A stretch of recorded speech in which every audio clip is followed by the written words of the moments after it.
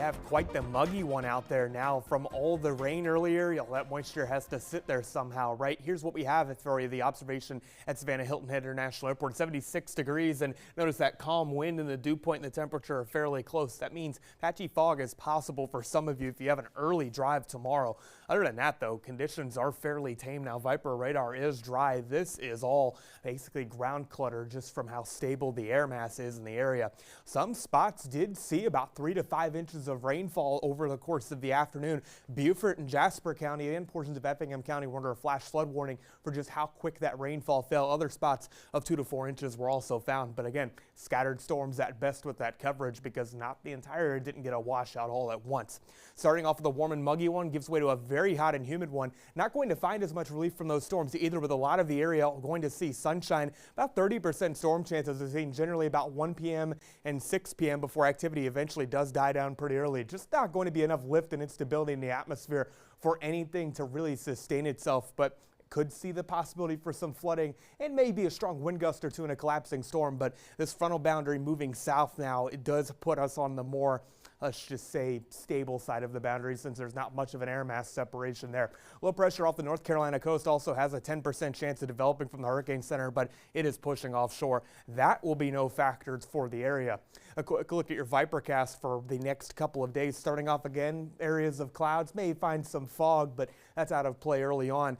Not looking at much thunderstorm coverage. Again, I said there's not going to be a ton of lift or instability, but still can't rule out the chances of some showers and storms, but things eventually wind down by the evening. Now let's get into Monday. Much drier day on tap, and distant Hurricane Erin will bring northeasterly flow, will help bring northeasterly flow rather for the area. Not thinking much in the way of rain chances, maybe some stray storms inland, but not thinking much coverage. So that's at least good news. We do get to dry out somewhat.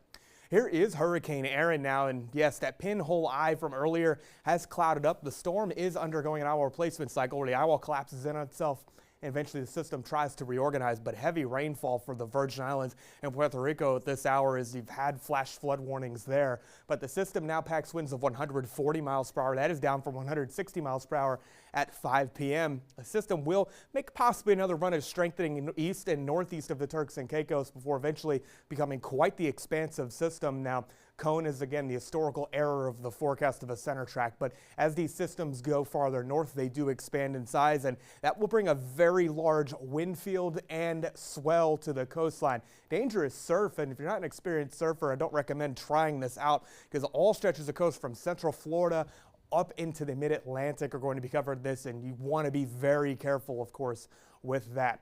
New area to watch from the Hurricane Center is moving off the coast of Africa. I will say this, a week out from the Caribbean. We have a lot of time to watch this. Don't fret over it at all. And not very well put together yet. It has a 20% chance of developing, but that will take a little while.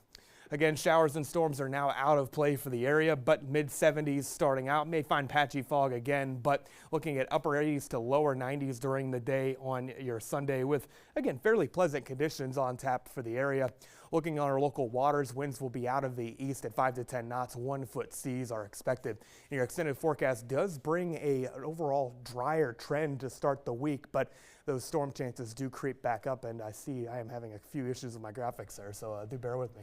Hey, I think we get the picture. We've got some sunshine, a little bit of a break midweek, and lots of rain, lots of humidity. Yeah. Overall, not fun. No, not really. I've seen a lot worse, though. Yeah. All right. Thank you, Jeff.